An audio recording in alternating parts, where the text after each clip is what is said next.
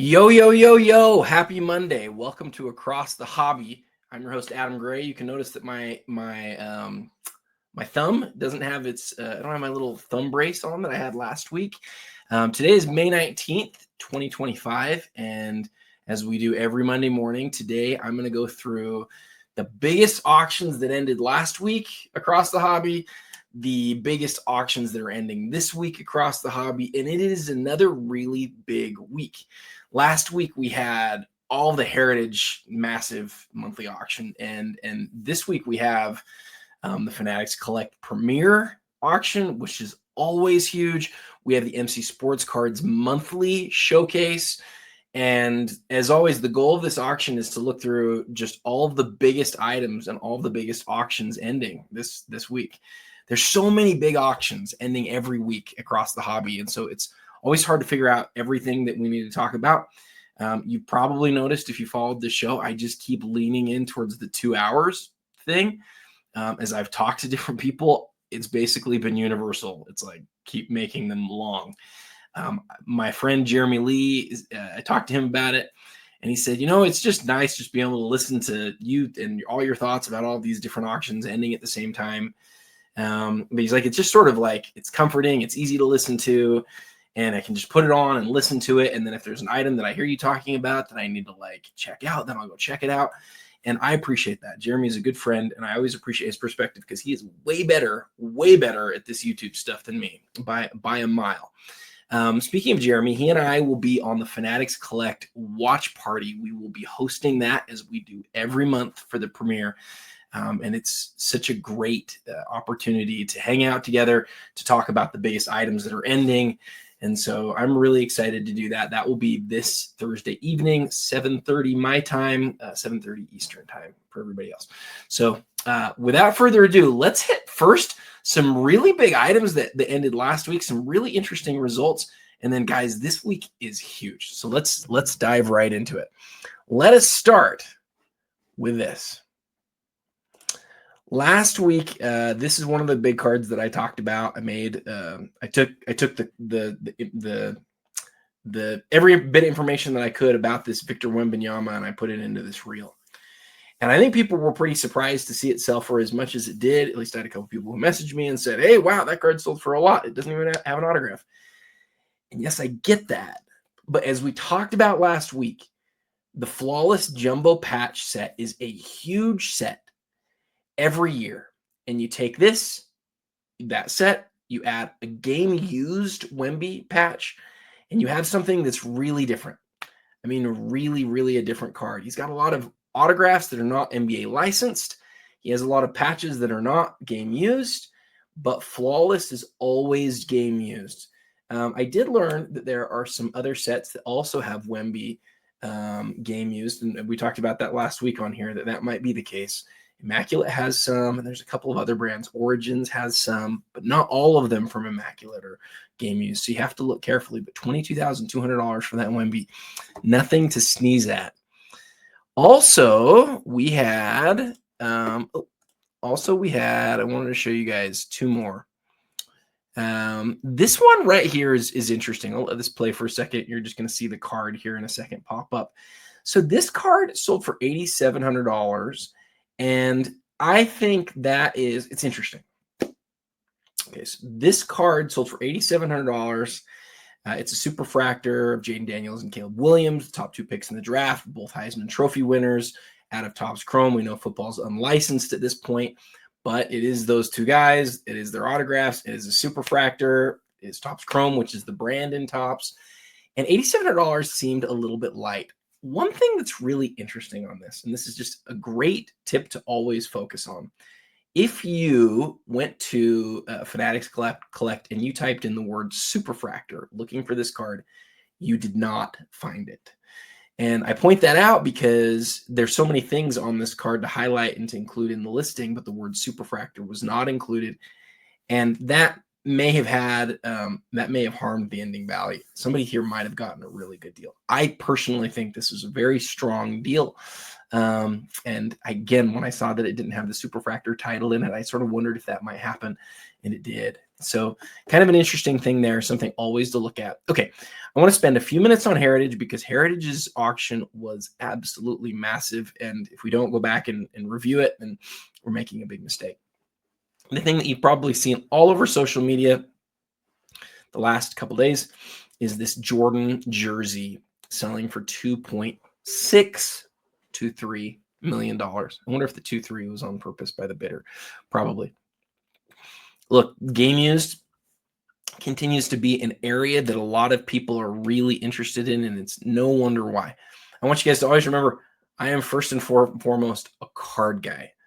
I will cover these types of things and even promote them via social media, but I am a card guy. I can talk about some things related to this jersey that I think make it interesting. I love talking about photo matching. I love talking about significance of jerseys. I love talking about the difference between game used and cards. But this, Michael Jordan game used stuff is obviously on fire at almost $3 million. The note that I love here is how many games it's been matched to. It's very, very cool. But a big moment for Jordan jerseys and for game used in general. Now we're going to talk about cards. Probably won't talk about game used again on this show.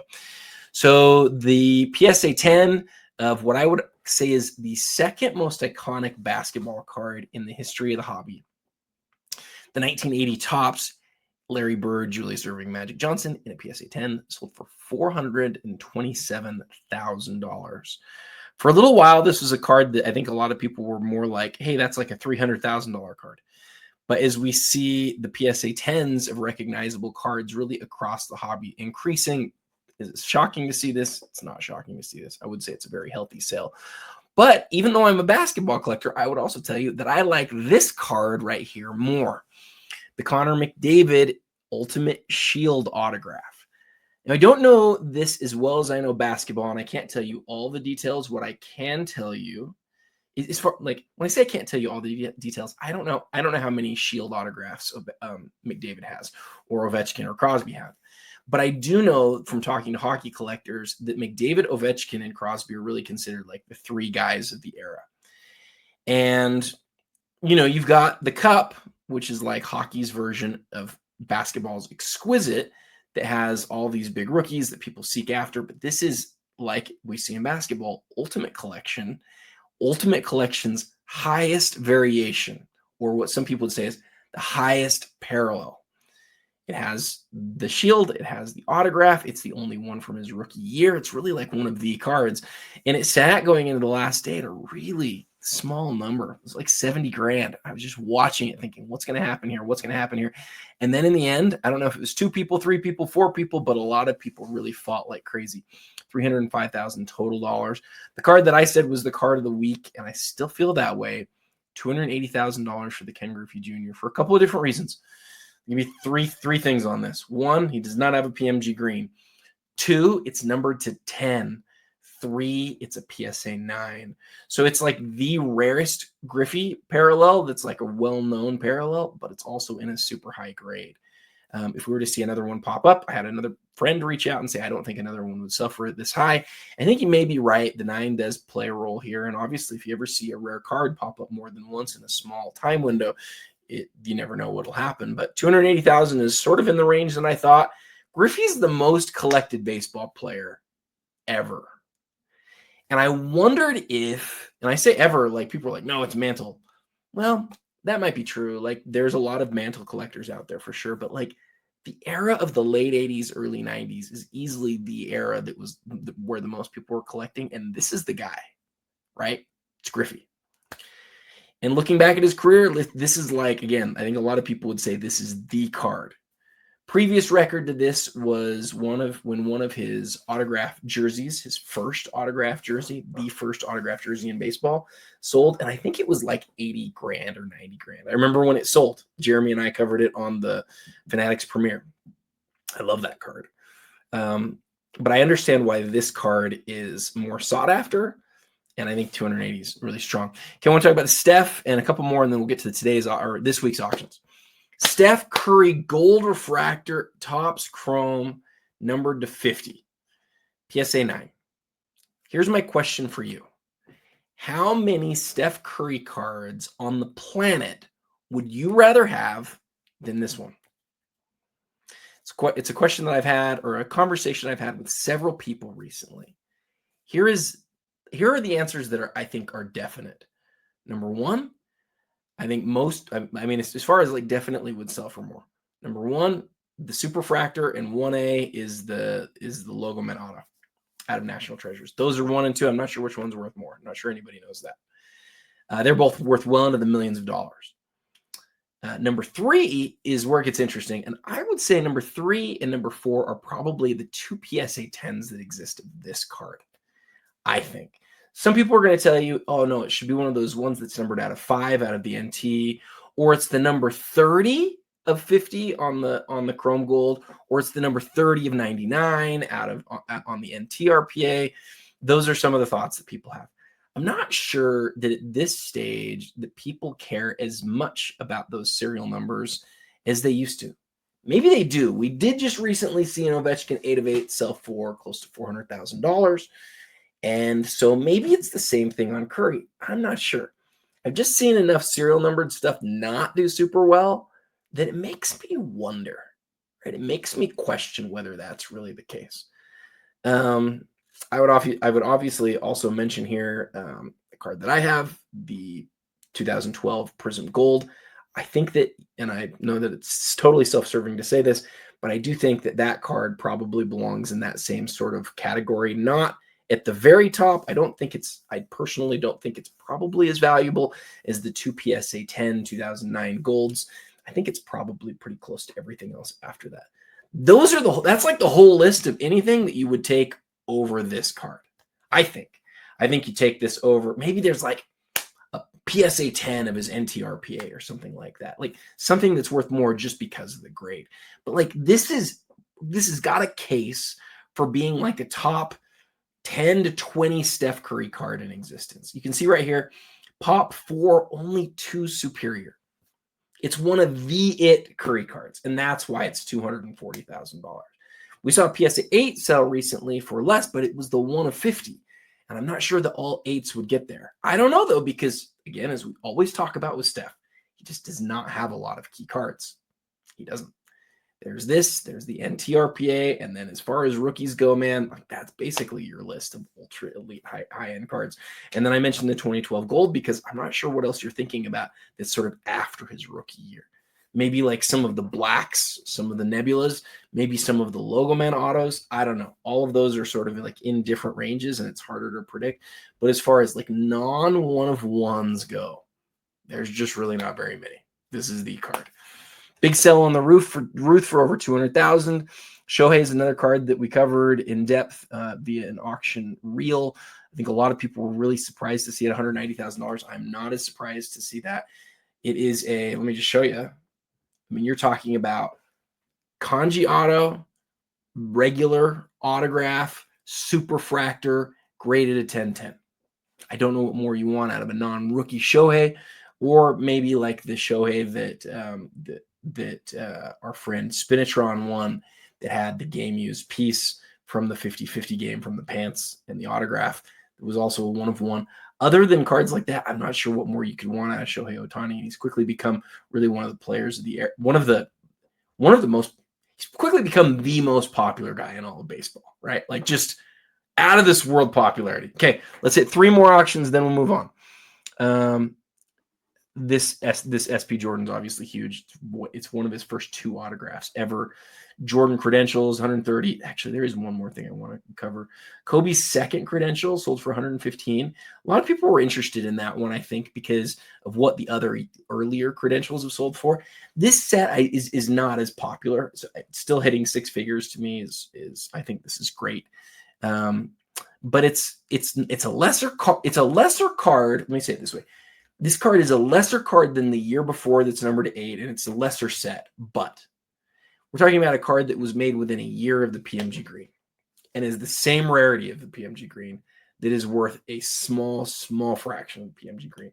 I think you could make the case that 115 grand on this was quite the deal. All right, now I want to scroll down. I missed this LeBron. I didn't realize that this was from 2009.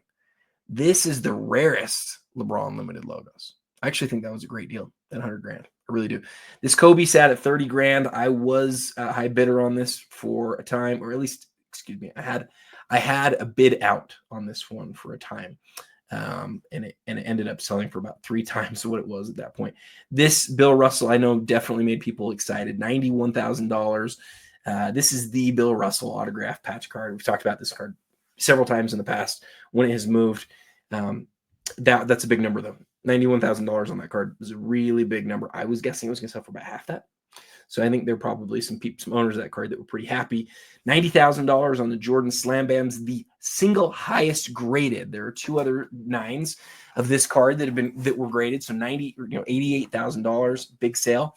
I own an 8.5 of this. It did make me go, wow, I wonder what my 8.5 is worth. But again, I think part of the story here is this is the highest graded one. Don't get lost on that.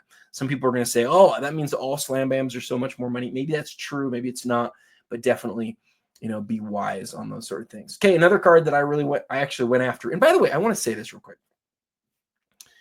Please don't be like me. Like, don't go out and say like, hey, I bid on this card or I bid on that card. Like that makes you a mark for people. Okay. Especially on some cards, because if you're after a card that comes up very often and you say, hey, I'm after this and I'm willing to pay X, people will absolutely take advantage of you for that. I would not recommend that at all. And so when I come out and I say like, this is something that I was interested in, I don't know if I can just say like, I feel comfortable. Like there's only 6 of these.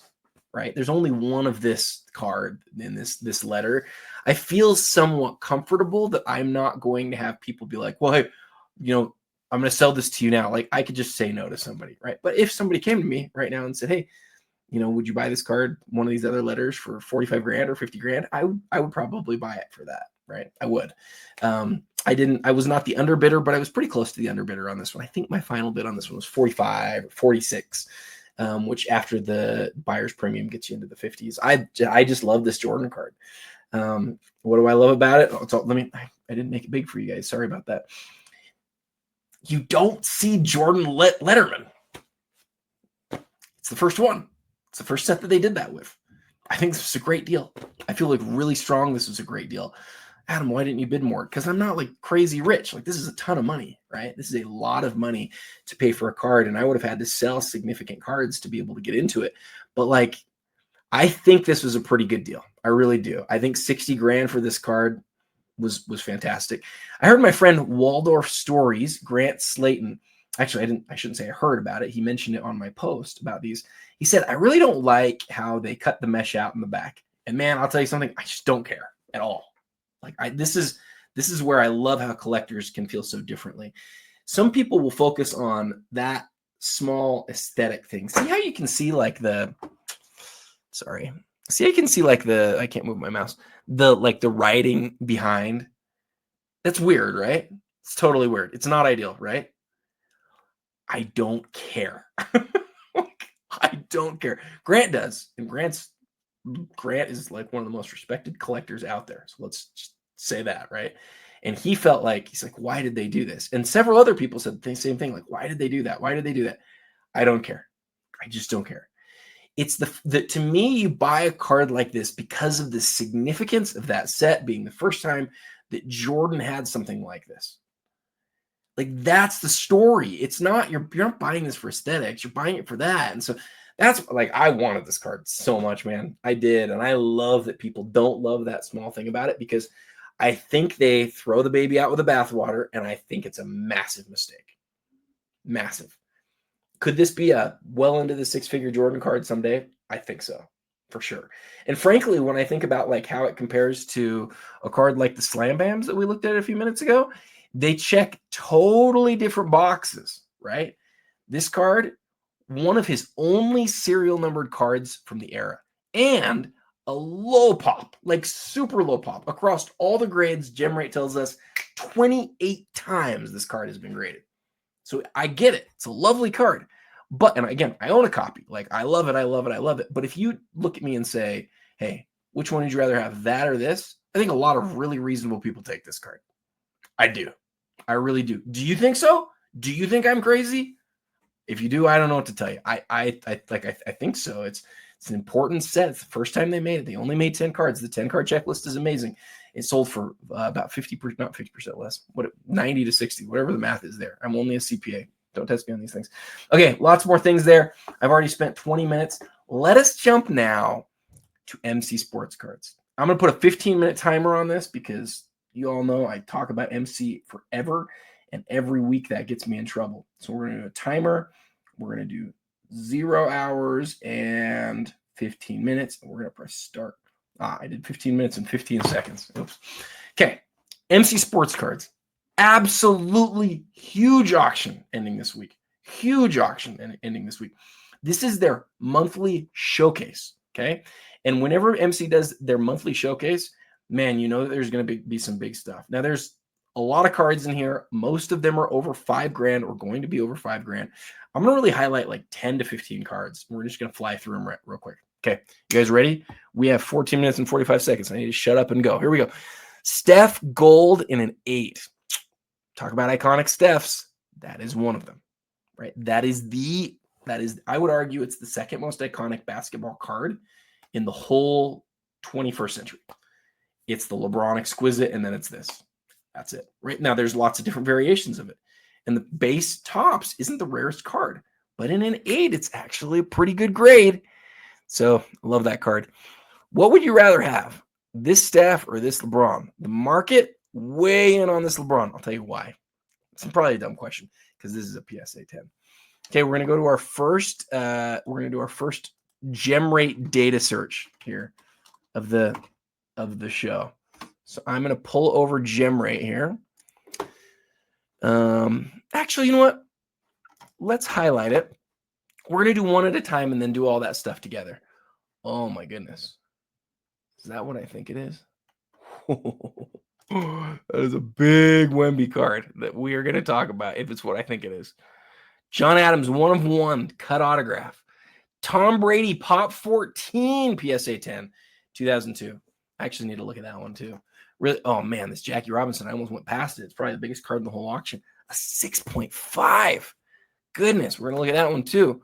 We're already 3 or 4 cards deep, and we've only gone 2 rows.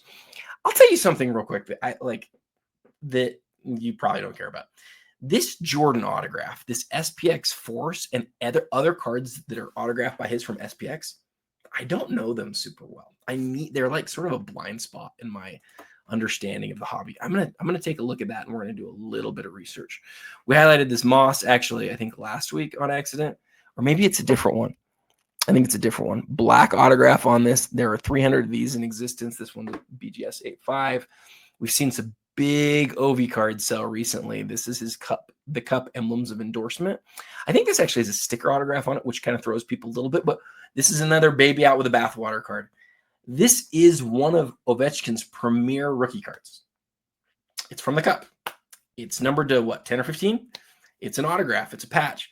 I think it's got a sticker, which is too bad for sure. But like, if you want a key Ovechkin rookie card, like there is one for you at a price that's probably significantly less than if it wasn't a sticker autograph. So I think that's worth looking at. What's Wayne Gretzky 1 of 1?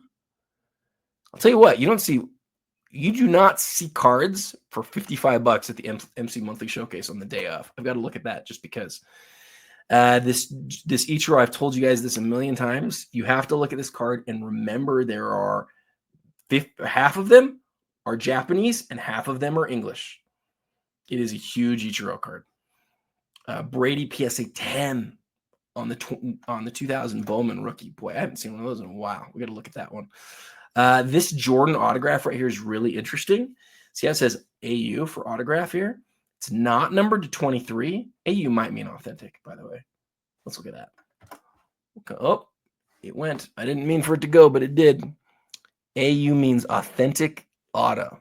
I have a CGC card that is also AU, but it is not an auto. So I'm not sure. I think AU actually is for authentic. Here's what's interesting here. Card's not numbered to 23. I think it's supposed to be. So you would look at this probably and say, wait a second. I mean, if you're really a thinker on these cards, you would look at this card and you would say, what? Does it say autograph on it, on the back? Interestingly, it does. See that? You've received a card personally autographed by Michael Jordan. This card was intended to be signed. Why doesn't it say 23? I don't know. I think it's supposed to. Maybe it was a replacement copy from Upper Deck. I'm not sure. What I do know is the autograph looks really good. Autograph stays on card. It's a really sharp looking autograph. It's a really cool card. Okay, I did not mean to click on that one. Let's click all the way through. I'm going to go through and then hit each of the cards one by one. Ooh, big MJ. Wow, what an auction from MC, guys. Holy smokes. SGA Star Swatches. PSA 10 on the Kobe. Obviously very green like most of them are, especially on the non-refractors. Huge MJ right here. Huge. $32,250 on that one. I love this card. This might be my old copy of this card. Serial number to 100 from 1998, but people don't think about it because it's not like the main issue card. It's either like a checklist or like a subset card. Huge Kobe, number to 15, I believe, or number to 25, the Noble nameplate. Let's look at that. I might be wrong. I always forget 2006. 25 Noble nameplates. I'll show you guys something on that that's kind of interesting here in just a second. Big Jeter, the Gold Fusion, or people call it the Fusion Titanium. The Mahomes Immaculate in black ink from 2017. Darn that year. 2016-17 in basketball. They just made everything black, man. All the autographs. Ooh, what is this? Lamar Jackson, flawless patch autograph. Just beautiful. Okay, we've got all of our items that we want to get, but we got to go to the second page. Man, another huge auction from MC. The number 23 on chronology. Okay, let's stop on this one for a second. I did a reel on the set recently, learned some stuff that was really interesting. Actually, sorry, I'm gonna highlight it and we're gonna come back to it. One of the toughest gem grades you will ever see. The 89 Fleer sticker, Michael Jordan. So many of these, so many of them graded, only 84 10s. Jackie, why am I seeing the Jackie 6.5 again? There's no way there's two of them. This is weird. I'm seeing a lot of stuff again. Why is that happening? It's weird. Like it went to a different order or something. I don't know why I did that. What I do know is I have 8 minutes left. I got to move. Okay, I don't have time to try to figure that out. Here's another flawless Victor. Assuming that's another game-used patch. Okay, we only have 8 minutes. We got a lot of cards to talk about. We're just going to hit each of these individually, and then we'll move to another significant auction. Okay, this Kobe Noble nameplates has something about it that you will probably not notice unless you've listened to me talk about it before. You'll probably not notice unless you get it in hand. There's something different about 2006 Exquisite, and it is this. There are embossed portions of the card. You don't see this on other years of Exquisite. You don't see this in 2003, 4, 5, 7, 8, 9. In 2006, we've got this emboss that they use, and they use it in different areas. I think on this card, it's just this piece up above. I think that's it. Great looking autograph, great looking patch. That's what most people care about. I love the differences in the cards. I love that, they made Noble nameplates from 2003 to 2009, I think, for 4 different years of Kobe. There's 4 different. I think there's 4. You'll have to look it up to be sure, but I think there's 4 different Noble nameplates of Kobe Bryant, which would make 100 total. This one's got holofoil on the numbering, and it's got this little stamp right here. And those things, I think, really make it stand out. Great card. As usual, by the way, I will be finding my 5 favorite cards of the week and highlighting them throughout this video, highlighting them and ranking them at the end. So this card, I'm not going to put this one on there, but I thought about it for a second because I love exquisite Kobe stuff. You don't see it very often. Stuff like that, at least. Okay, so this LeBron I wanted to talk to you guys about. I did some research on this set a little while ago, and I found some really interesting pieces. I always looked at this and wondered with the Stitches in Time why there's different numbers or why there's different shapes cut out here. There's the number of the player. There's the initials of the player. There's the initials UD for Upper Deck. And then there's a 1-of-1 version too. So the one numbered to 35 is the jersey number. Now, I'm going to be honest here. It's not the rarest. I think it's the most interesting. I do. I don't care about UD on the card. We had those 2 Michael Jordans that sold so big. I'm not saying I'd rather have this card than that card because the intrinsic value of the rarity really matters. But as far as like aesthetically and why it looks like what it looks like this is a better card than the out of 5. It is. And I love this particular one because the patches are amazing and the autograph's incredible. I would say on these cards, you always want to try to do research to discover, what you can about the patches, because there is patch switching that we've seen, which is sort of incredible to me because as we've talked about before on the show, people basically pull the patches straight out of the cards. Well, look at this. Look at all the intricacies around this. Seems like it would be impossible, doesn't it? I don't know. What I do know is that card is amazing, amazing, amazing looking. I mean, it's just beautiful. All right. We already talked about this Jordan. We have to do a gem rate deep dive on this one.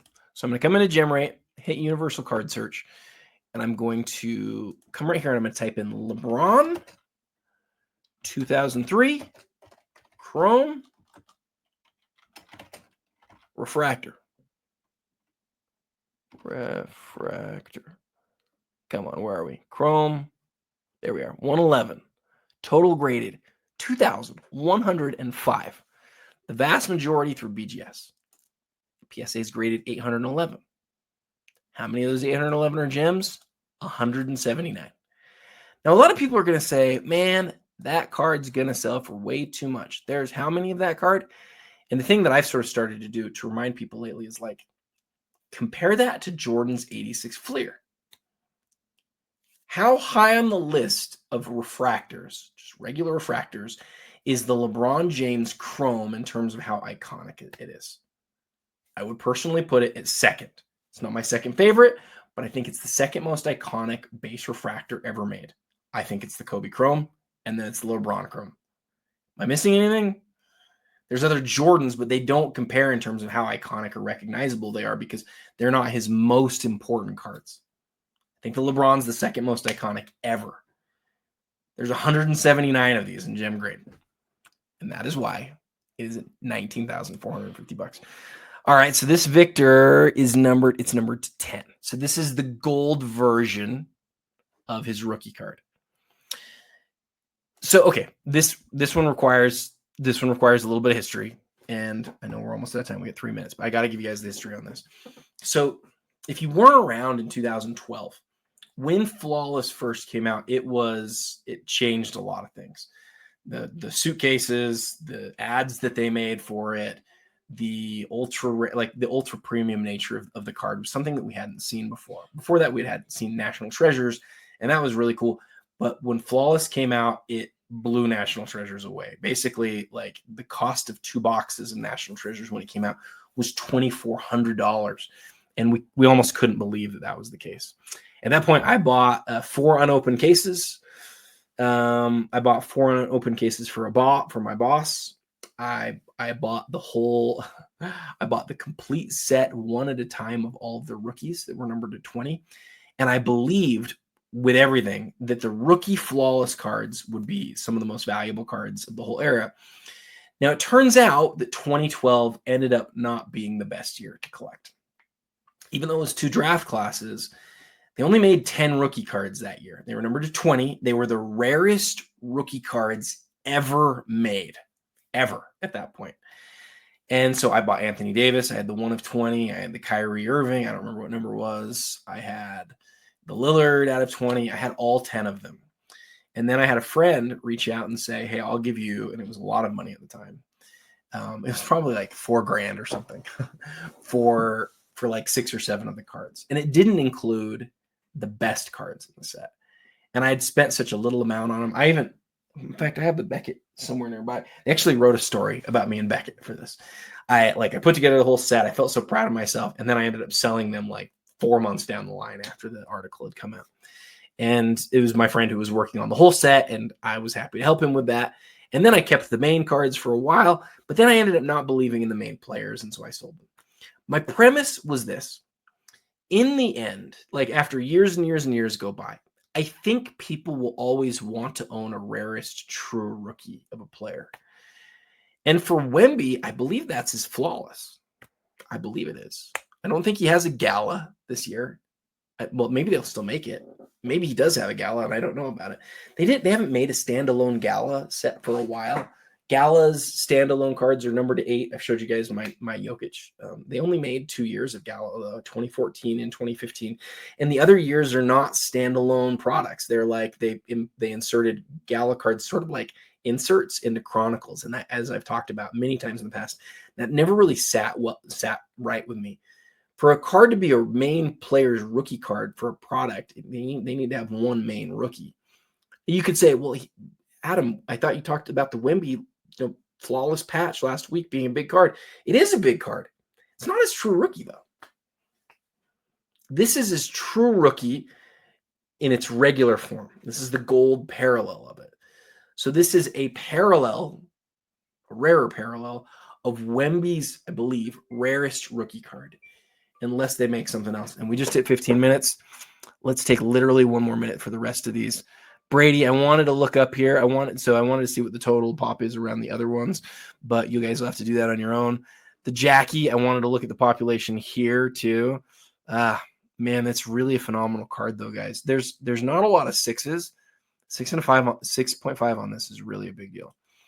The Jordan SPX, what I really wanted to show you here is wanted to see where it says that it's autographed. It does not. It has this piece instead.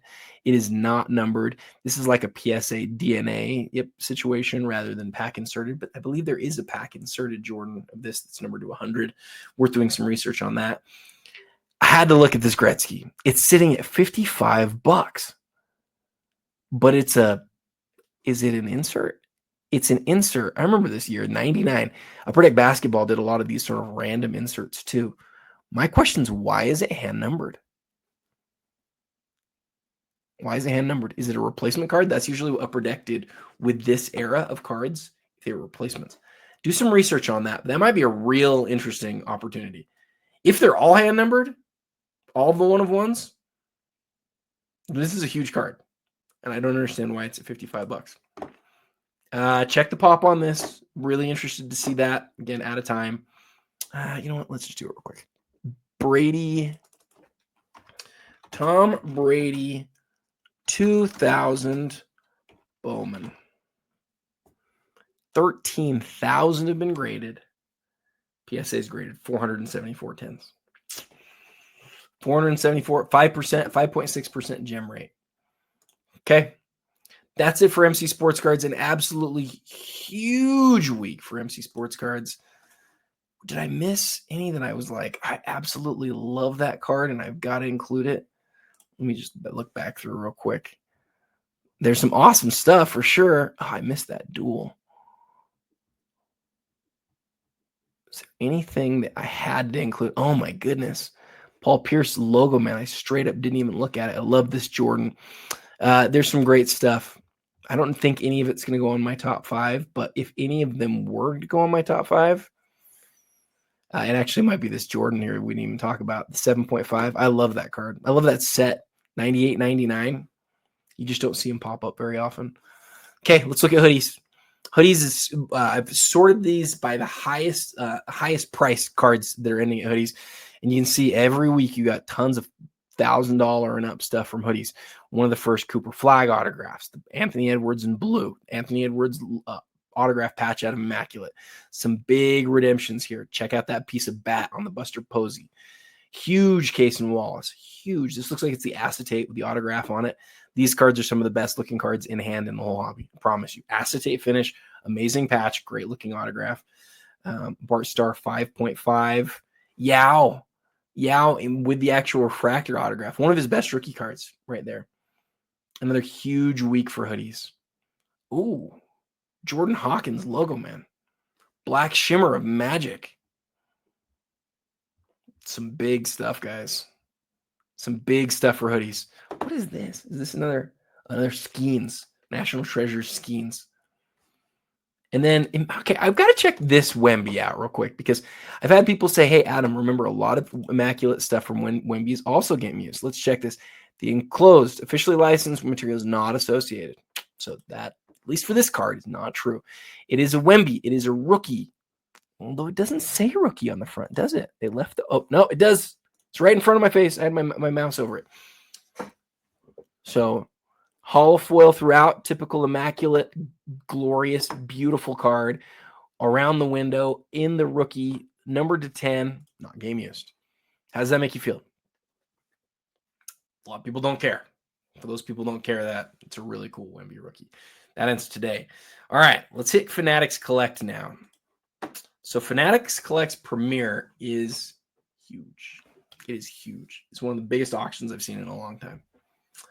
I think I counted this morning. There's like 9 cards over 6 figures that are sports cards, which means we're going to have a lot more than that. A lot of stuff's happening right now, guys. Okay, so this LeBron, we have to talk about it. Every time we get a LeBron RPA, we're going to hit it.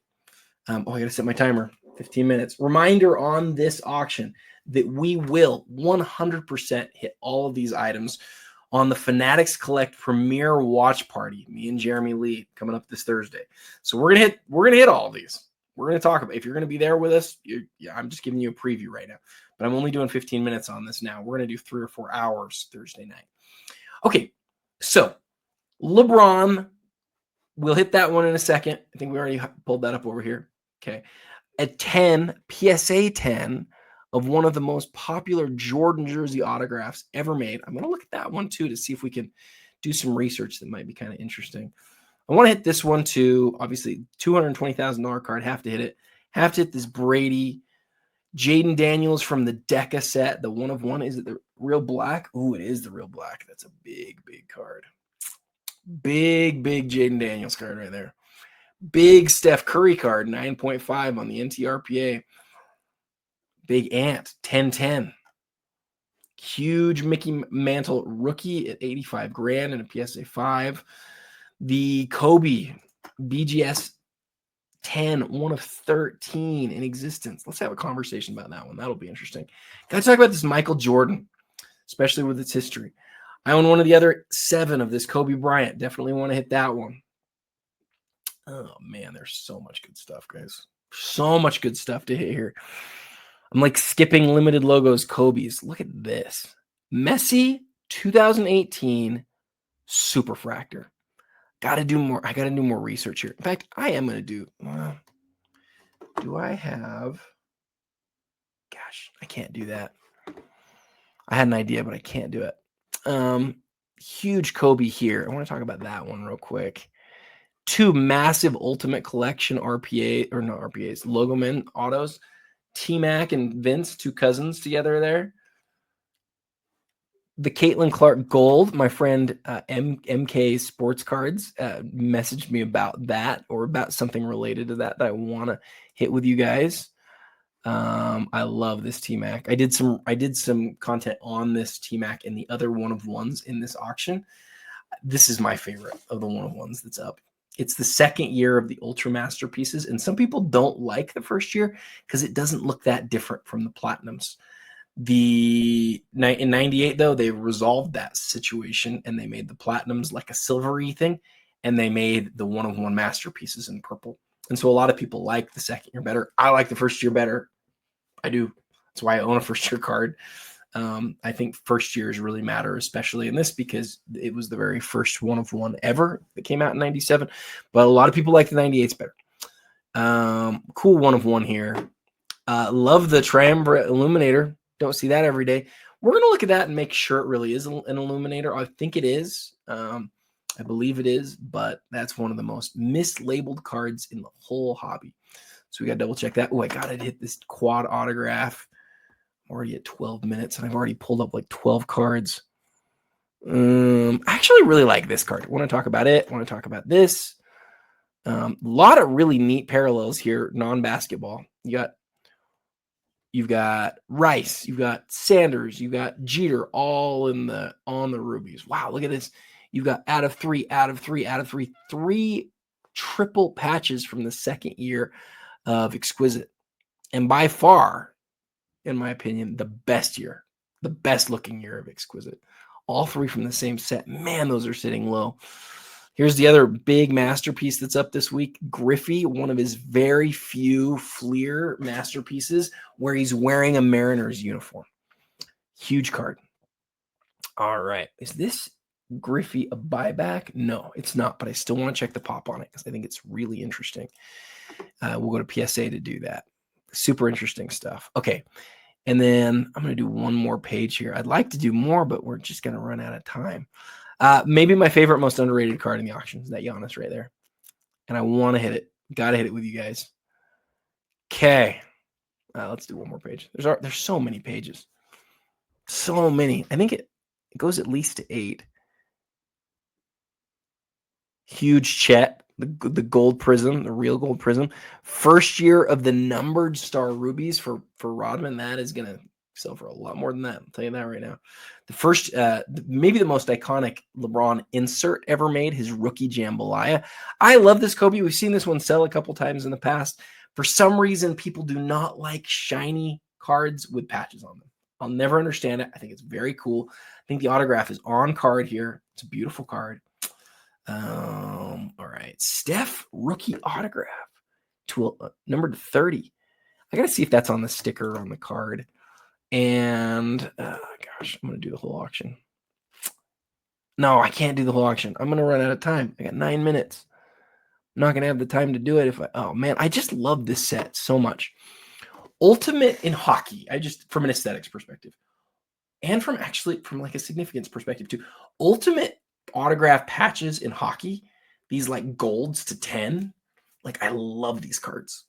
I do. I really like them a lot. It's the sweeping holofoil. It's the on-card autograph. It's the fact that it's a parallel of the base card. The Connor McDavid base card out of Ultimate Collection is just an autograph. It's $250, I think. I should know that. I don't. But this is a parallel of that or a variation of that includes the patch, signed to 10, and the holofoil is fantastic. I think the Curry autograph on this one actually ended up pretty good. I had a friend reach out and say he didn't like gold on the shiny Curry that we saw on the refractor we saw a little while ago. But this is what I'll say to that. The chrome refractor has a lighter background, and you lose a lighter autograph with it. You don't lose it with this card. You don't. It stands out. So I think this autograph works better. That's my take, at least. All right. I love this LeBron. I had one for many years. It's one of my favorite autograph patches of his. This Kobe is an interesting one. Number 24 out of 100 in a BGS 10 slab. I had the 9, number 24 of 100 of his base card, which I would say most people would say is better than the Sensations. Usually the base is worth more than the subset, unless the subset's like something super special. But the fact that this is a 10, it's the only 10, it's the highest graded, it makes it just wonderful. It does look like it doesn't have the peel, which will make it aesthetically far better in person too. Okay, we're going to stop there. Otherwise, I'm not going to get through all the Fanatics stuff.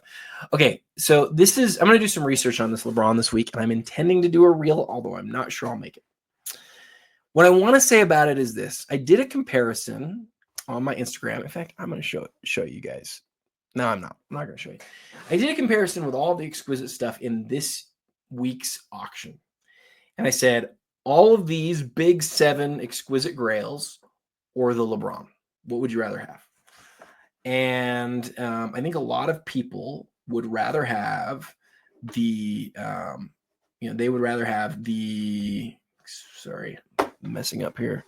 They would rather have the LeBron, like they'd rather have this card than the 7. But a lot of people would rather have the 7 as well. And I get either way. I do. The thing that you have to point out about this card, though, and it's, I think, important when you make the comparison, this is, to a lot of people, the grail of modern sports cards. And I'm not saying they're wrong either. Like, it's the first base set RPA. It's the guy of the era. It's numbered to 99. There's just not that many of them. This happens to be an above average grade. And even though it's not, if you were to look at gem rate, it might not come across as an above average grade, or it might be slightly above average. Based on when this card was graded, you can see here in the 1/6s, we could look up the date, but it's probably like in the last year to 2 years. Maybe not. Let's just look it up. I'm just going to look it up here. I want to know when this card was graded. But based on when it was graded and based on what like the other aspects of it, you can make a case pretty easily. This is like one of the finest LeBron RPAs in existence. This card was graded 162.03968. I probably typed it in wrong. Not very good at multitasking. This card was graded. Oh, I love the pop report on this. Is fantastic. I got to show you guys this. So 105 of these are in the pop report, which is amazing because there's only 99 of this card in existence, which means people love cracking this card out and regrading it, right? Of course they do. Of course they do. It was graded in the last 2 years. I thought it might have been a little bit more recently, October of 2023, but you can see the numbers on the slab. It looks like a newer slab. Okay. So what is the average? 8.5 is probably, there's a bunch lower. It's somewhere between 8.5 and 9, right? 9 is the most common grade by a lot, but you got all these ones down here too. It's probably somewhere between 8.5 and 9 is the average on this card. But here's the difference, guys. Here's the difference. It's not just about what the average grade is. It is about when the card was graded. Being as recently graded as it is, I'm just going to tell you, like, Beckett is harder today and was harder a year and a half ago when this one was graded than they were 10 years ago, than they were 15 years ago. They just are. So you've got what I would say is a premium grade. You have a very good looking autograph and a strong patch. You kind of get everything that you want on this one. I don't know what more I would want. I think it's one of the better copies that are out there.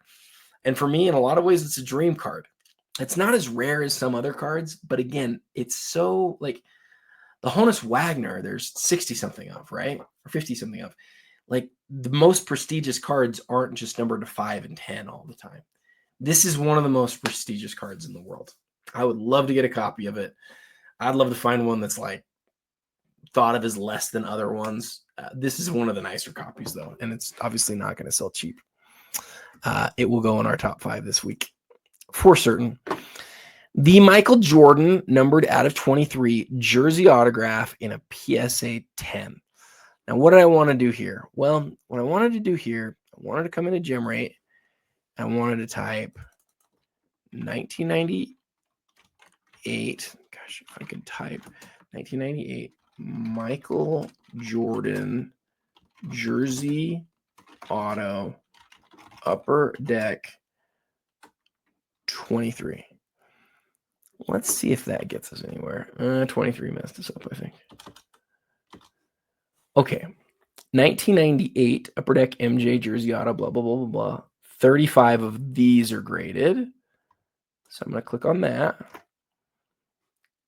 None of them are PSA 10s, right? Now, the reason that I'm doing this, by the way, there are 6 versions of this card. The first one we just saw was this one. There's 35 of. There's none of those that are 10s. So that's MJ X GJ. This is SP GJ. So we're going to look at that one. There is one PSA 10 of this card. That's the GJ. The question that I have, of course, is that the one that we're looking at? It is LL-G. Well, no, this is LL-GJ. So there's only one LL-GJ in a PSA 10. That's what they say here. And I'll bet if we look it up, that it's going to confirm that, I'm sure. But this version of it, SPGJ, also has a PSA 10. Come back here again. We've gone through 2 of them. Let's see if we can find them all using gem rate. It might have been easier to do this one on the PSA website. Sorry, guys. This one right here, 34. GJ-A2. Weird. Why does it just have Beckett? Oh, I was looking at just a Beckett report. My bad. 23, 70. So to get into each of them, again, it's probably not best to do this in gem rate. Might get further in PSA. But what I would be curious to know is this. We know that this is the only PSA 10 of this card. But what about across all of the 5 other versions? How many are there? If this is the only one of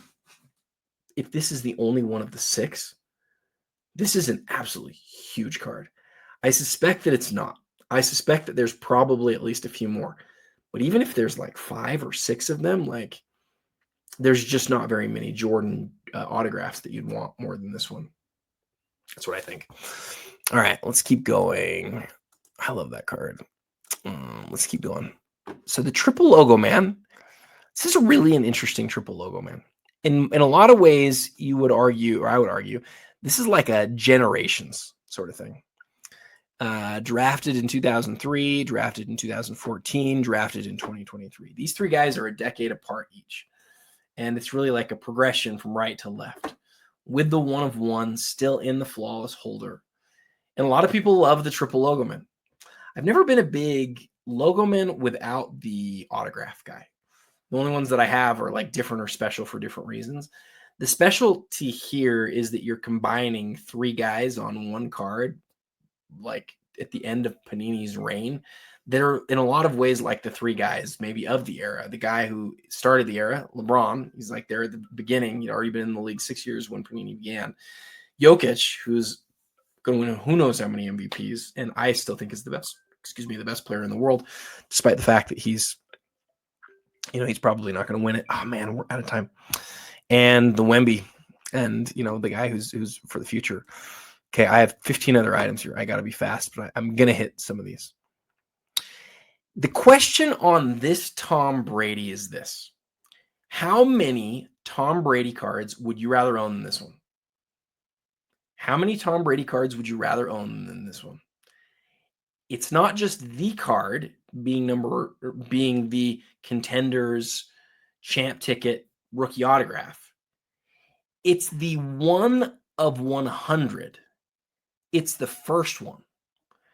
Now, I think across the hobby, if you were to ask people, what is the number 1 card you would want out of the 100 of this card?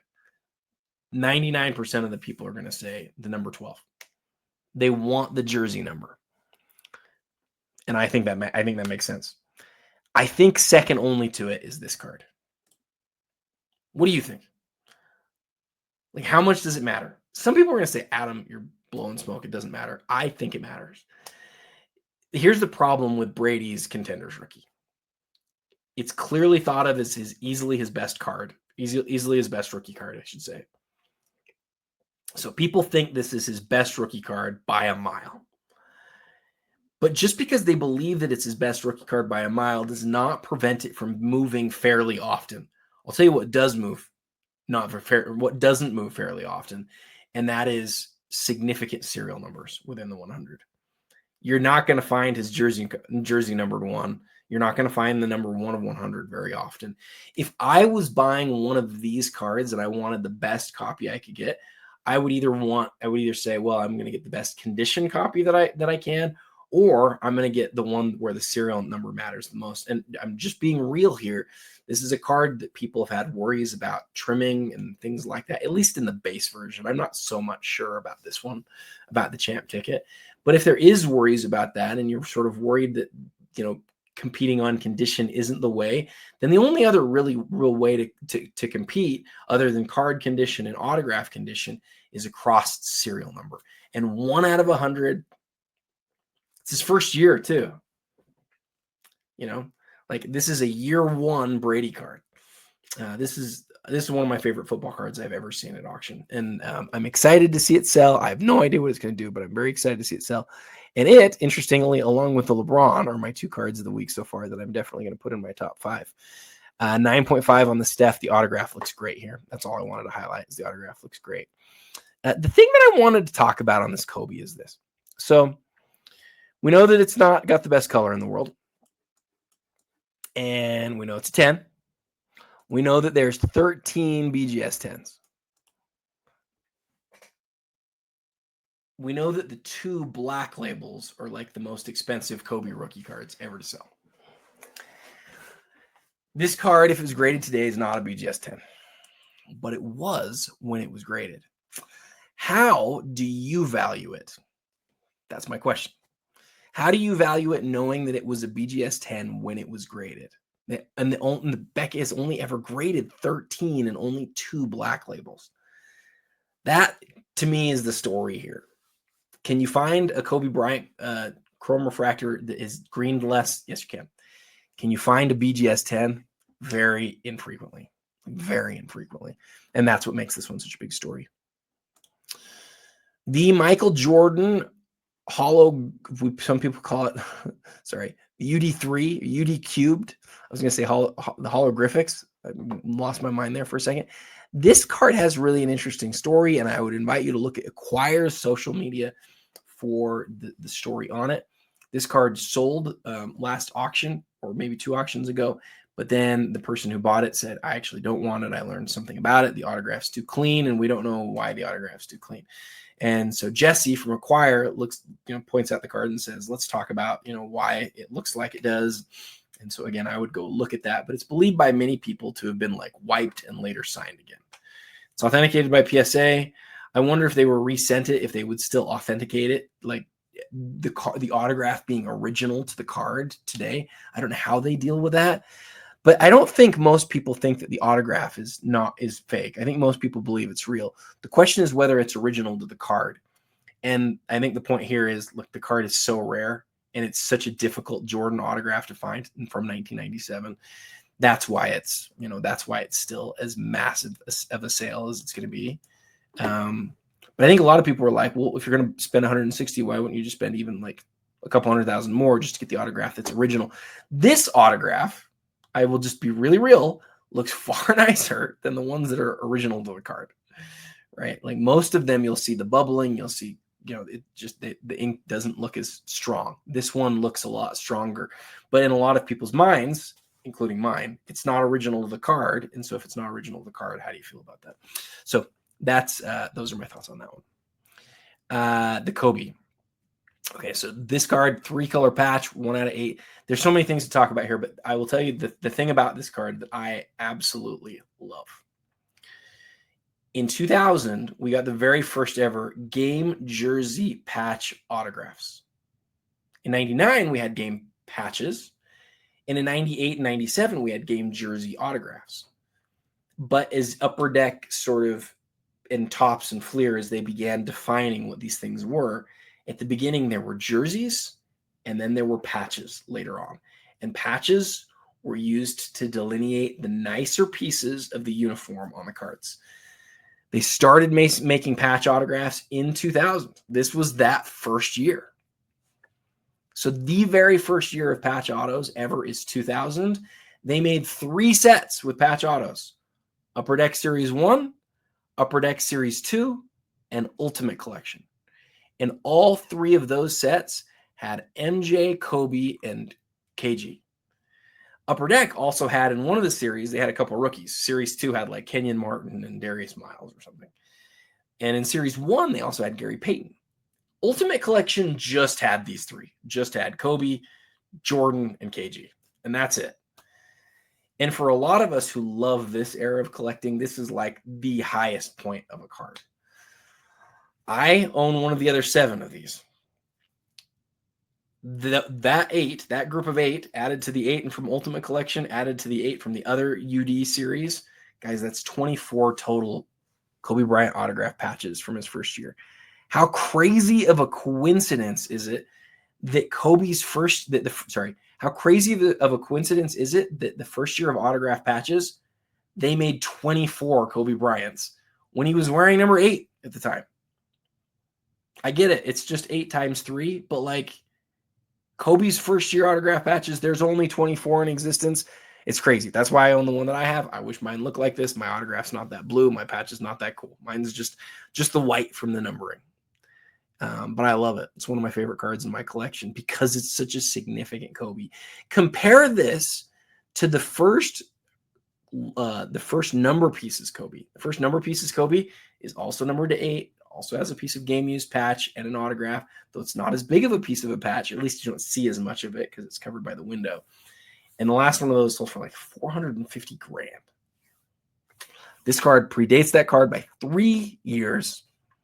and was way, way, way harder to find because there were just tons of these packs, hundreds of thousands of packs, versus Exquisite that didn't have as many.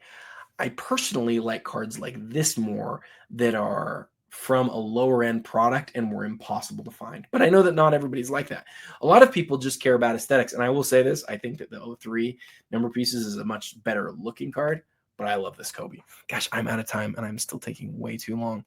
Another great Kobe here. Again, speaking of 03, Exquisite, number to 25, great looking hollow foil around the patch window. This is not a sticker. Some people think it is. Just look closely at it. You can see that it's not. Caitlin Clark. Okay, I've got to talk about this because what my friend MK Sports Card said to me. He said, I won't quote him, but he said something like, "Man, you're sure giving the variation, Caitlin, a lot of credit." And I was like, "Variation, Caitlin, MK? Like, I understand why you would call this a variation card, and it's probably an accurate way to describe it. But I don't think about it like that, and I'll tell you why. Historically for Prism, there have been like rookie cards, and then there's like a different segment that says that like they call things a different name in the background, and they like call them variation cards. This is a base set card. Like number 145, I believe, is the last card in the base set. It has the RC symbol on it. It is far, far, far, far better looking than the first Caitlin card in the Prism set. Now, I'm not going to tell you that it should be worth as much or what it should be worth.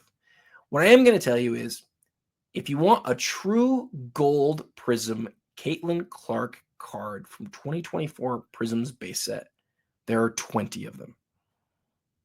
There are 20. And this is the better looking of the two.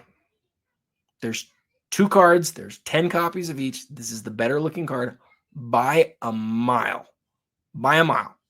It's not close. Anybody's going to look at it and say, yep, Adam's right about that. Like it's far better looking.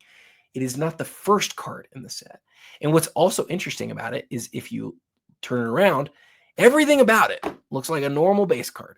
My guess is that the first people who opened these packs went, "Oh, look, I got the Caitlin base card." And then they maybe they got this one.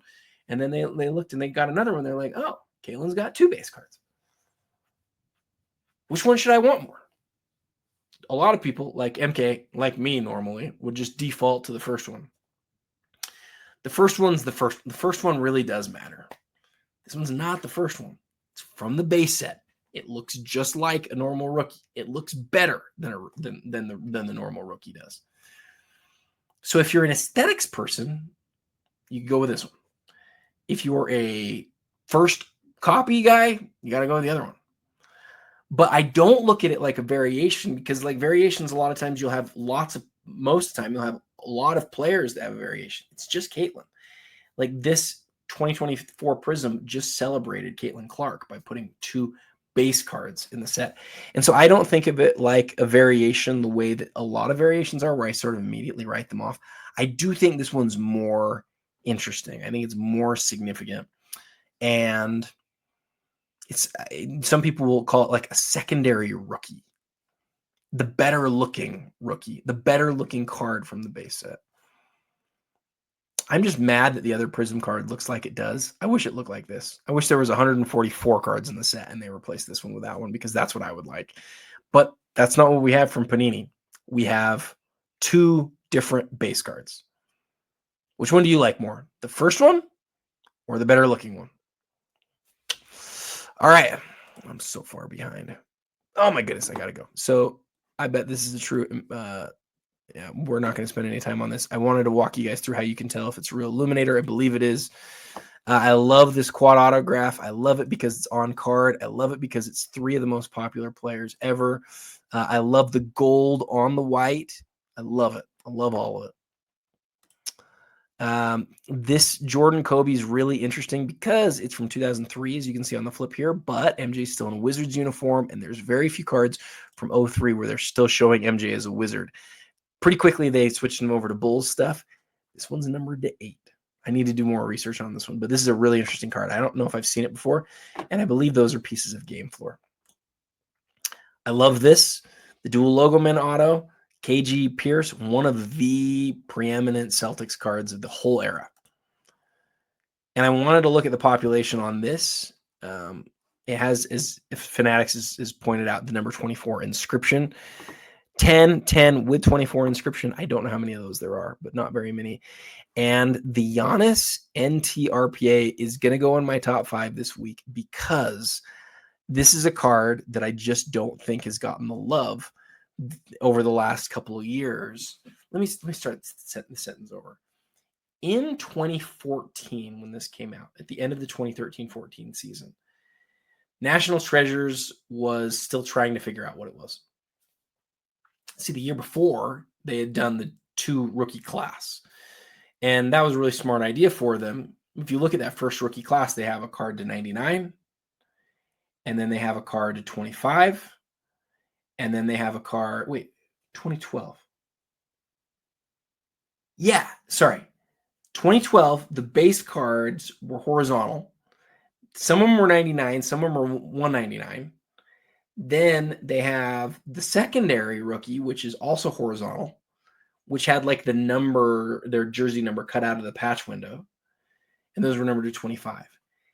And then you had the out of 5s. The out of 5s were vertical. They were the only vertical cards made in 2012. And then they had the logo man on them. 2013, they said, we need to change this up. We need to do this a little bit different. They made the regular card to 99, the gold to 25. Those were both vertical. Then they totally changed it up with the out of 10s. The out of 10s, we called them the horizontal versions. And they only made 2 cards in the horizontal version. The numbered out of 10 and the logo man on them. That's it. Today, people look at the horizontal and they sort of scoff at them because they're like, that's different. It doesn't look the same. It's not vertical. But also there's this fact that they like make one that's out of 49 and one that's out of 25. And there's enough of them that it's like, it's easy to scoff at it. But that was not the case in 2013.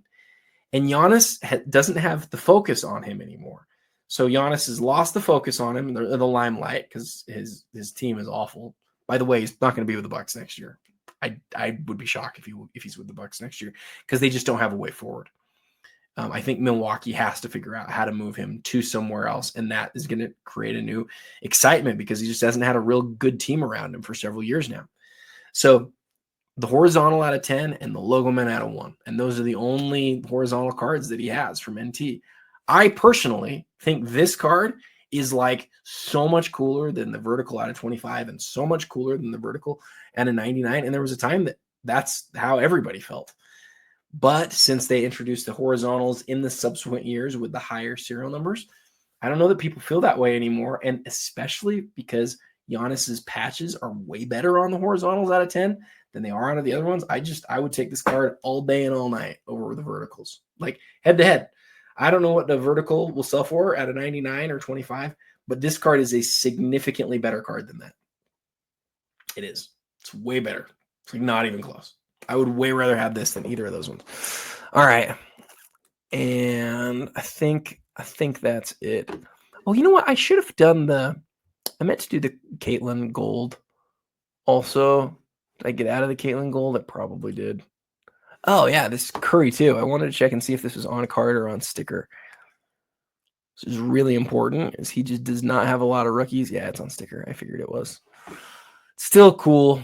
Still cool. Okay, the other card that I want to maybe put on my top 5 is the Caitlin Gold. So I'm going to click that, go to Premier, bring this over here. We have 4 cards now here over on the top 5. We might get more, but I went way over on Fanatics Collects Premier. Sorry, had to do it. Now we're going to go to Goldin. And let's go to Goldin. Let's see what we've got. So Goldin has several big things happening right now. I think they just launched their Gold 100. The Elite ends in like 10 days.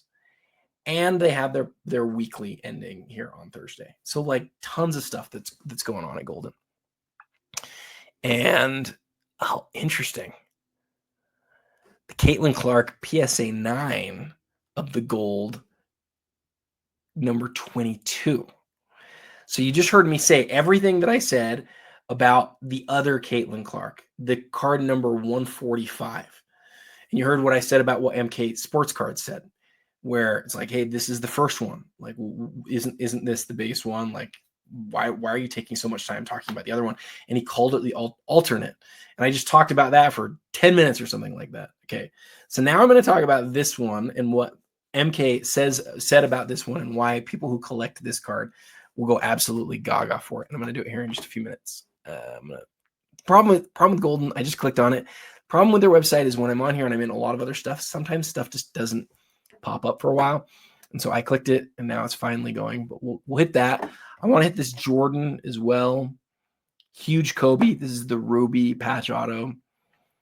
Ooh, Jordan LeBron duel out of the greats of the game set from 09. It looks like it's on card. Fantastic duel. I don't know if I've seen that one.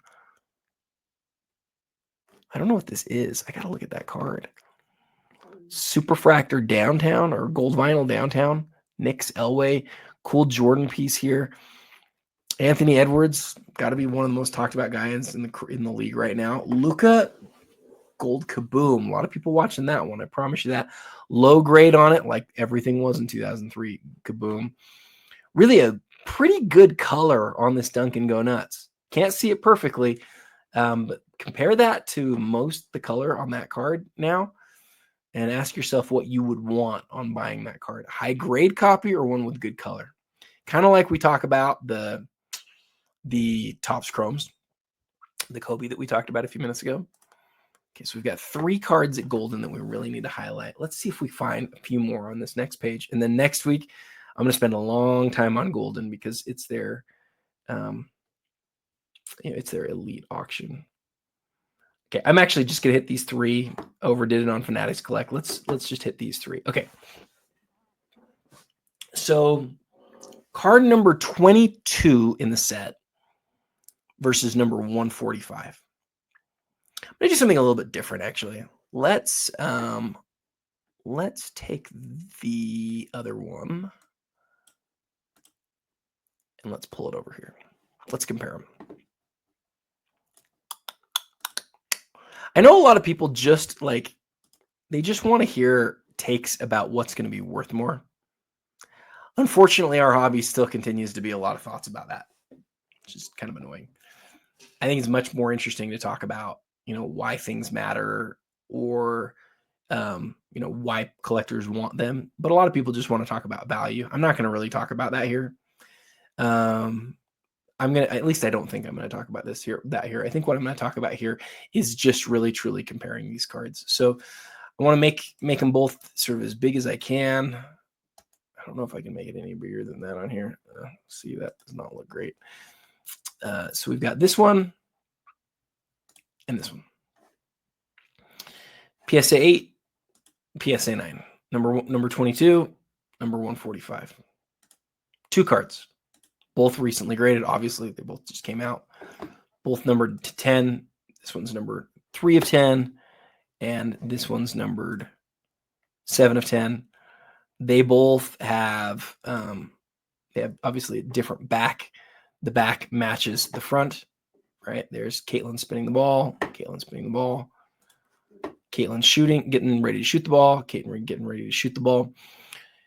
And if you look at the write-ups down here, Clark hit one of the most impressive, blah, blah, blah. Let's forget Clark's special scoring, blah, blah, blah. If you took out the number right here, just took it out, and then you were to compare the two. Sorry, let me get back to the front here. Which of the 2 cards would you rather have?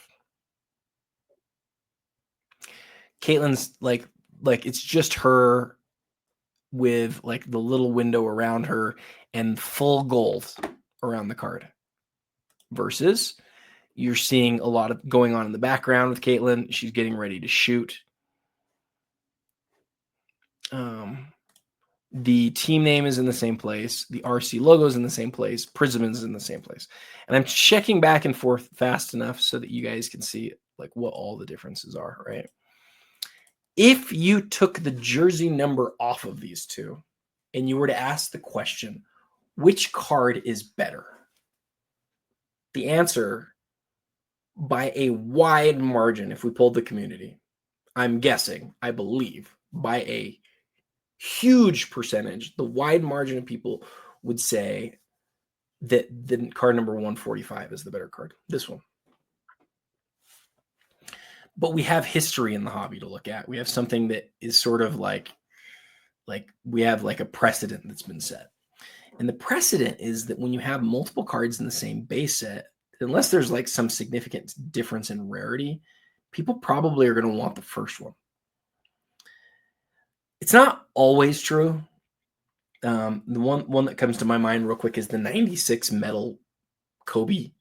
He has two cards in that set because there's two series. The first one is like a at the draft card, and the next one is like a playing card. And I think there's people who have kind of sort of lost it, that one is a rookie and one's like a second year, one series 1 and one series 2. But this isn't like that. These both came out of the same set. They came out of the same product.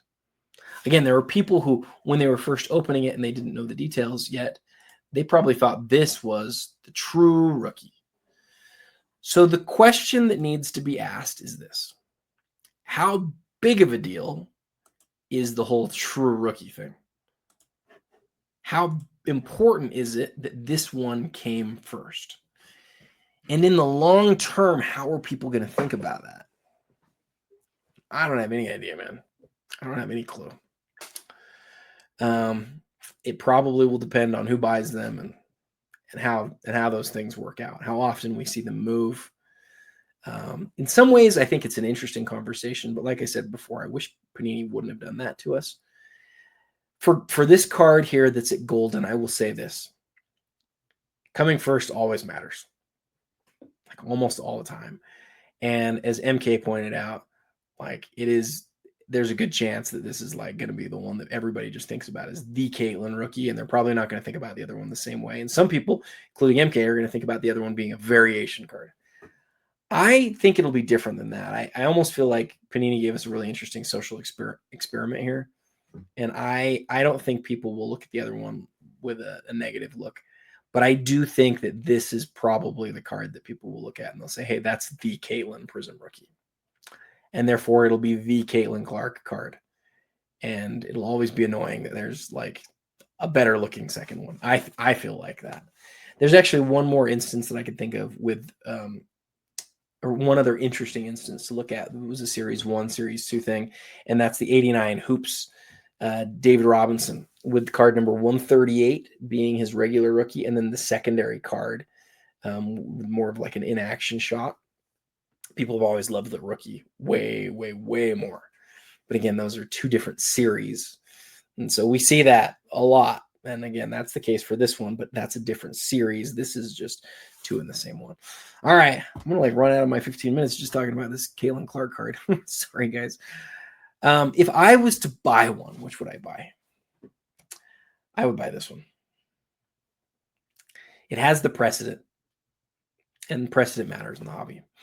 All right. I used to own the only Beckett 9.5. Speaking of MK Sports cards, I used to own the only Beckett 9.5 of this card, and I sold it to him.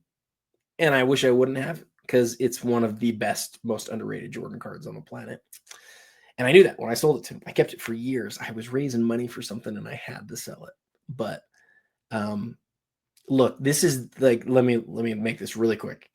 This is the rarest Michael Jordan refractor ever. From Topps Chrome. Sorry, I had to add that last part. This is the rarest Topps Chrome Michael Jordan refractor. He has them in 96, 97, the previews in 98, which I just call the refractor because that's what it should be, the 2001 and the 2002. 2002, he has black and white and some other colors, but the black is numbered to 99. For some reason, in 2001, they made it to 50, and then they went the other direction in 2002 and made it to 99. This card, if you look real close here on the back, is numbered to 50. And it is one off the jersey, number 24 of 50, and I absolutely love it. In the old PSA holder, this is an old holder. This holder is like 20 years old. I love it. Card's not perfectly on-centered, but I mean, I'm telling you guys, this is like one of the best, most underrated Jordan cards out there. It just is. I love it. I wish I owned it. I used to. Don't own it anymore. Great card. And then the final card, in fact, we're going to put this over here. And actually, I want to put the other Caitlin, I want to put this Caitlin back here too. I do, because I think I want to put both of those together. That's been a big part of this episode, and I'll highlight that. And then the last one that I want to look at Goldin. So this is, it's interesting. It's from 2009, which is the final year that they had an NBA license. This is probably like the first non-NBA licensed card that they made of these two. Because remember, 2009, Exquisite is NBA licensed. Get the little NBA logo on the back. It's not here, though. This Memorable Monikers has a really great on-card autograph of both LeBron and MJ, numbered to 5, but it is not NBA licensed. And that's why you get them in their UNC and St. Vincent's uniforms. It's a really cool card, though. I don't know if I've ever even seen it before. And I'd love to know how many, like, is there another version? Is this the only version? How do you feel about, like, if this card was made the year prior, or made just a few months prior, and it was NBA licensed, it might be 50 grand. It might be 100 grand. It's just a fraction of the price without those NBA uniforms. Always has felt like a great deal to me, honestly. All right. 15 minutes is about up. We will start over. I have gone really long. I'm not going to give anything else. I'm not going to give Alt, the Fanatics Weekly, or Card Hobby 15 minutes, but I'm going to give them each a few minutes. So let's move to Alt. Alt has a huge auction this week with a few really big cards at the top. Few interesting. I'd love to talk about this Pokemon, but we don't have a lot of time. But this one's really an interesting card. Really interesting card. I like how they displayed it here. And the Umbreon as well. 5.5 on the mantle. Huge card. They say elite centering here.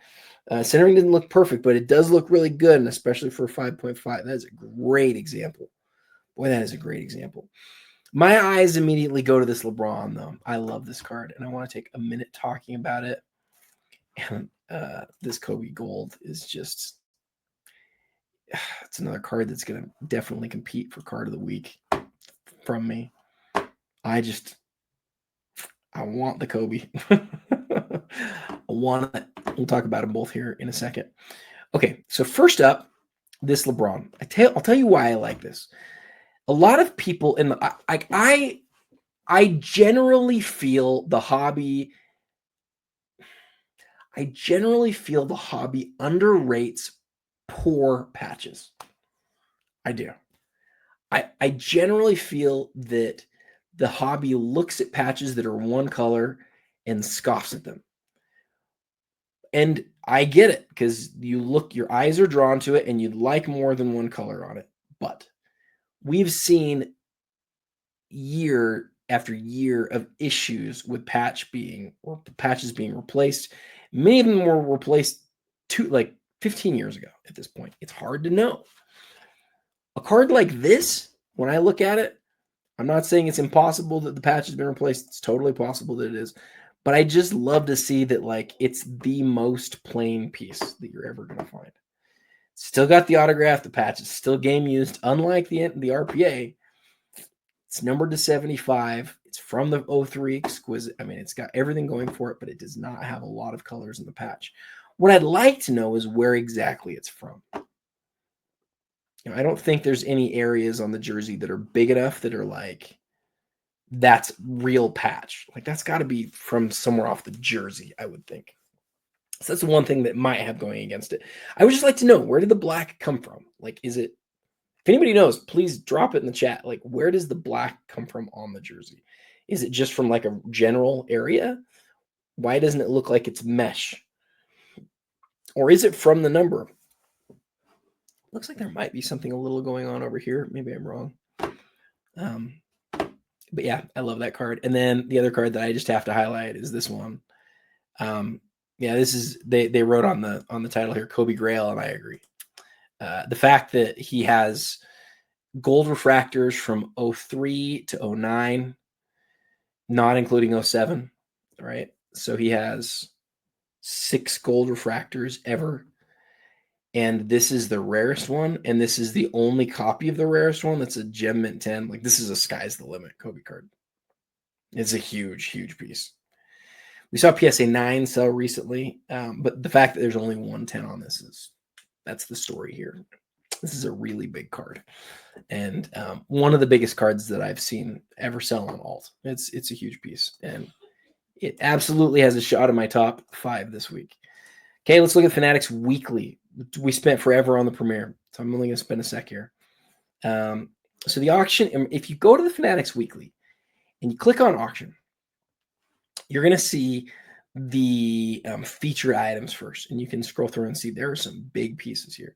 The very first Kobe Bryant jersey card, the Tracy McGrady's Rubies, the Ultra Stars Kobe, the McDavid, the Cup limited logos, some big parallels of Griffey and Duncan, some absolutely huge pieces. This Weber is actually a big, big piece. People don't realize the rarest Chris Weber parallels or rarest Chris Weber cards sell really well. He's always had a huge following. Here, I worked at a card shop in Salt Lake for several years, and we had multiple massive Chris Weber collectors. And I always just sort of like noticed, like he's always had big fans. But so that's a little bit from the featured view. Let's look at the highest viewed briefly. And we will see a big, messy autograph to start us off. A Lynchpin's MJ and a PSA 9. It's a big card. Another messy autograph. Wow, 2 messy autographs. An Elsa card. An Elsa Superfractor card. The Disney stuff's really interesting.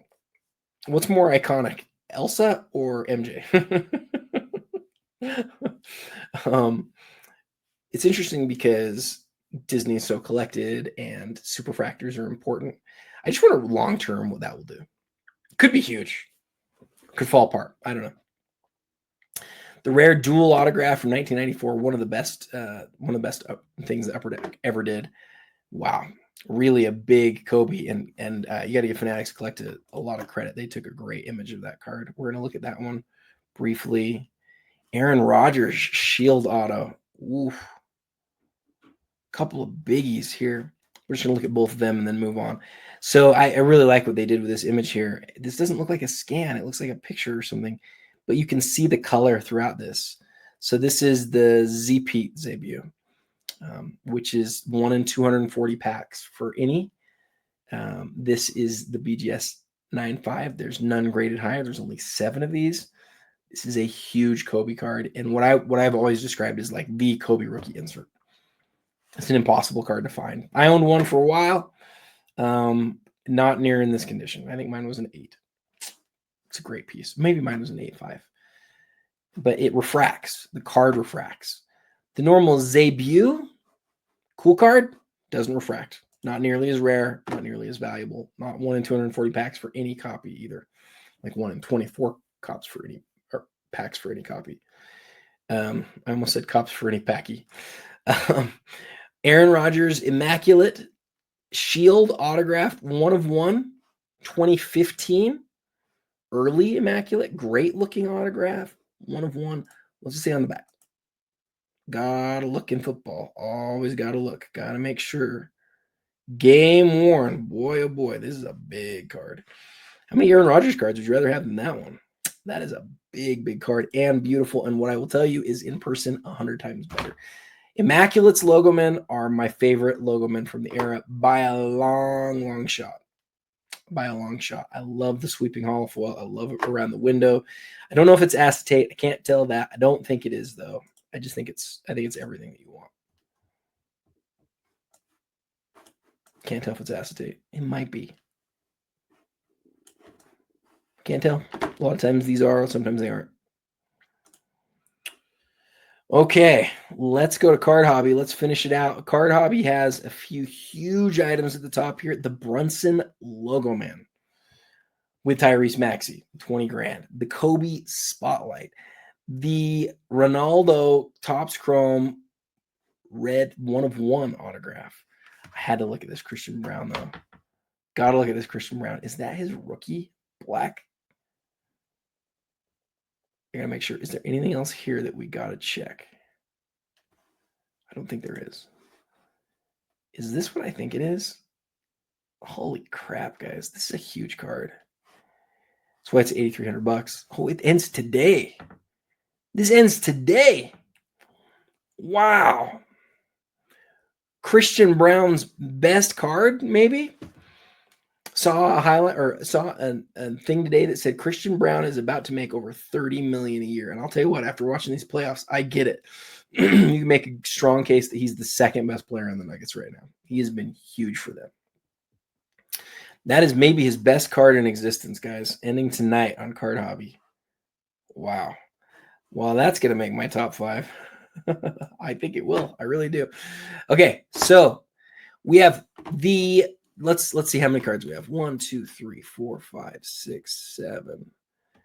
We have 7 cards. And I don't even have both of the Caitlins over here. We're gonna have both the Caitlins take up one spot. I don't know where the other Caitlin is. It's gone. You guys don't care. I'll go find it.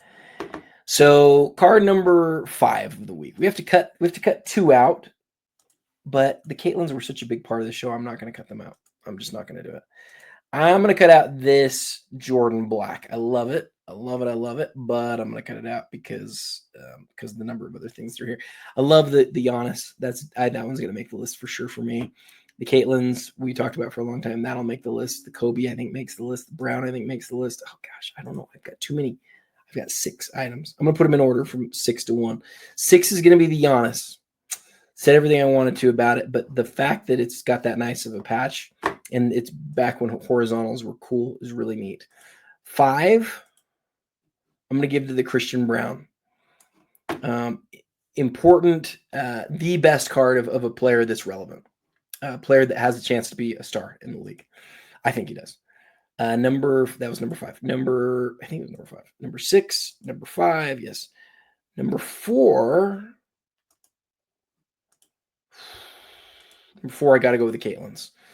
Love them both. I'll put them both on the first screen. The Kobe to 25. We're going to put the Kobe 3rd.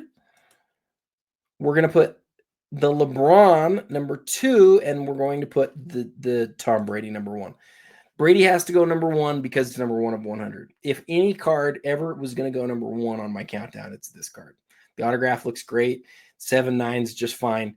The card in hand is fantastic. I love the hollow on the right side of the card. But the fact that it's card number 1 of 10 of such a critically important card, I just don't think people have made enough of that. I think it's a big deal. And I'm really excited to see what it sells for on Sunday. That's it. An hour and 37 this week. Guys, check me and Jeremy out on Thursday. Please follow. Please like. So many of you who are making to the end of this who don't like. I hate to be the guy who begs for that sort of thing, but follow, like, share, do all that sort of stuff. And thank you for listening. Thanks for watching. Thanks for downloading. Thanks for all that stuff. And until next time, happy collecting.